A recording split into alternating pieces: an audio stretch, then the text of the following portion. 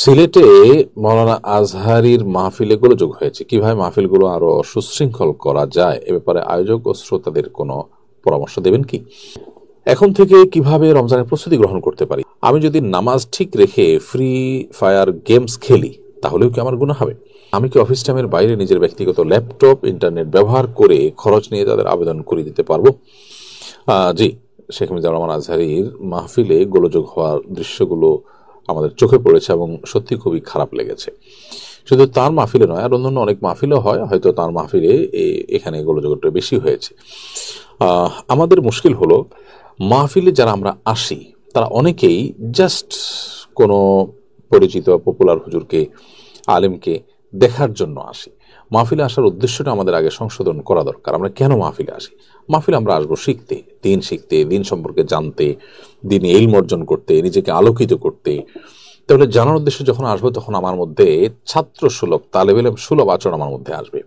একজন তালেব ইলম তিনি তার শিক্ষকের কাছে, যার কাছ থেকে দিন শিখবেন, তার কাছ থেকে দিন শিখতে গিয়ে তিনি যেরকম শিষ্টাচার, আদব, লিহাজ মেনটেন করবেন, এগুলো আমাদের মধ্যে তখনই আসবে যখন আমাদের উদ্দেশ্য হবে আসলে দিন সম্পর্কে জানা বোঝা। আমরা চাতক পাখির মতো আগ্রহ নিয়ে আসবো আমাদের নিজেদের প্রয়োজনে, আমাদের আখিরাতকে উন্নত করবার জন্য।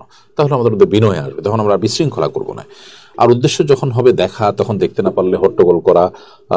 উদ্দেশ্য যখন হবে ক্যামেরার সামনে আসা, তখন ক্যামেরার সামনে আসতে না পারলে হট্টগোল করা। নানাবিধ অসৎ উদ্দেশ্য থেকে এই সমস্ত সমস্যাগুলো তৈরি হয়। তো এই জন্য আমার মনে হয় যে ওয়াজ মাহফিলের যারা আয়োজন করবেন তাদেরও উদ্দেশ্য হওয়া উচিত আল্লাহর সন্তুষ্টি, কোনো বড় আয়োজন করে চমক সৃষ্টি করে দেওয়া এই জাতীয় সস্তা উদ্দেশ্য যেন না হয়, সেটা একটা খেয়াল করা দরকার। আয়োজক, আলোচক, শ্রোতা সবার উদ্দেশ্যের মধ্যে সৎ উদ্দেশ্য থাকা খুবই গুরুত্বপূর্ণ। এখন থেকে কিভাবে রমজানের প্রস্তুতি গ্রহণ করতে পারি? এখন থেকে রমজানের প্রস্তুতি গ্রহণ করবার জন্য আমাদের রমাদানের যে সমস্ত ব্যস্ততাগুলো আমাদের ইবাদতের সুযোগকে কেড়ে নিয়ে যায়, সেই ব্যস্ততাগুলোকে এখন থেকে কমিয়ে ফেলার চেষ্টা করা যেতে পারে, যেগুলো কারণে রমাদানে আমরা এঙ্গেজ হয়ে যেতে পারি। দ্বিতীয়ত, রমাদান মাসের প্রস্তুতি হিসেবে এখন থেকেই আমাদের প্ল্যান পরিকল্পনা, যে কিভাবে আমরা কি কাজ করব না করব, যারা উমরা যাবেন এখন থেকেই তার ব্যবস্থা গ্রহণ করা, যারা ইতিকাফ করবেন এখন থেকে প্ল্যান প্রোগ্রাম করে ফেলা, কোথায় বসবেন, কোথায় ইতিকাফ করবেন, ইত্যাদি ইত্যাদি। মানসিক প্রস্তুতি এবং সার্বিক প্রস্তুতি এখন থেকে হওয়া উচিত। বরং আমাদের পূর্বসূরিগণ, ইসলামী ইতিহাসের সোনালী যুগের যে স্বর্ণ মানবেরা ছিলেন, সেই সালাফ তারা কিন্তু রমাদান আসার 6 মাস আগে থেকেই রমাদানের প্রস্তুতি গ্রহণ করা শুরু করতেন। বিধায় আমাদের এখন থেকে রজব মাস থেকে আমাদের রমাদানের প্রস্তুতি শুরু হওয়া দরকার। আমি যদি নামাজ ঠিক রেখে ফ্রি ফায়ার গেমস খেলি তাহলেও কি আমার গুনাহ হবে? ভাই আরিয়ান খান, প্রথম কথা হলো যে ফ্রি ফায়ার গেম এবং এই জাতীয় আরো যে সমস্ত গেমসগুলো আছে, এ সমস্ত গেমসের মধ্যে আপনি কোনো কোনো ক্ষেত্রে দেখবেন ভয়ঙ্কর শিরকি পাঠ, শিরকের উপাদান রয়েছে। একটু গভীরভাবে লক্ষ্য করলে আপনি দেখতে পাবেন। দ্বিতীয়ত হলো, বেশিরভাগ গেমসের মধ্যেই মিউজিক্যাল ইনস্ট্রুমেন্টের ব্যবহার থাকে, মিউজিক সাউন্ড ইত্যাদি থাকে, সেটা একটা আরেকটা ব্যাপার। আর সবচেয়ে মৌলিক কারণ সেটি হলো যে মিন হুসনে ইসলামিল মারই তারকুহু মা লা ইয়ানিহি, নবী সাল্লাল্লাহু আলাইহি ওয়াসাল্লাম বলেছেন একজন মানুষের ইসলাম সুন্দর হবে যখন তিনি অহেতুক, অনর্থক কাজকাম এগুলো পরিহার করে থাকতে পারবেন।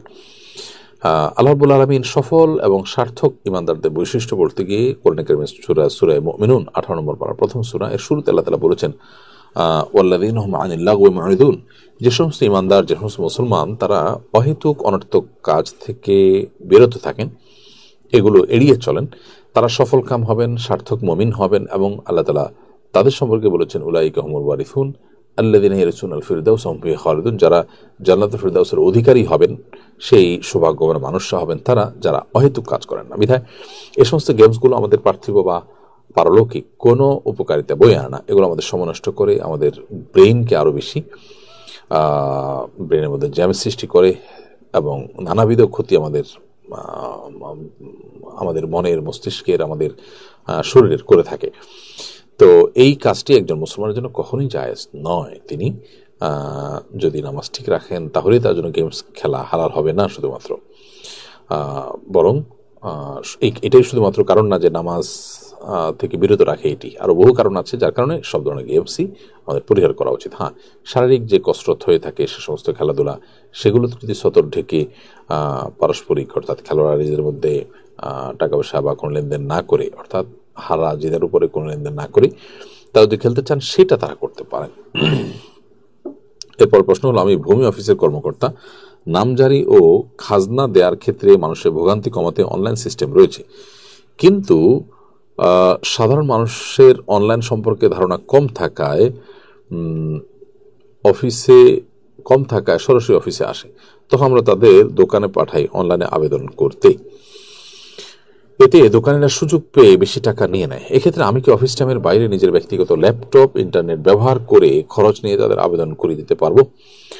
অবশ্যই আপনি এটি পারবেন। আপনার অফিস টাইমের বাইরে যদি তাদের জন্য বুঝতে অসুবিধা হয় সেরকম কোনো বিষয়, আপনি তাদের আপনার অ্যাডভোকেসি, তাদের অ্যাসিস্ট্যান্স, আপনি এই জাতীয় যদি সার্ভিস দেন তাহলে সেক্ষেত্রে আপনি দিতে পারেন। অফিস টাইমের বাইরে এটা আপনি করতে পারেন। তবে এমন না হয় যে আপনার কাছে আসলো, কাজটা আপনি করতেই পারেন, কিন্তু আপনি শুধুমাত্র নিজের কাছে যেন সে যায় এবং সার্ভিসটা নেয়, পয়সা দেয়, সেজন্য তাকে ঘোরালেন তার কাছে, এরকমটি করলে সেটা নাজায়েজ হয়ে যাবে।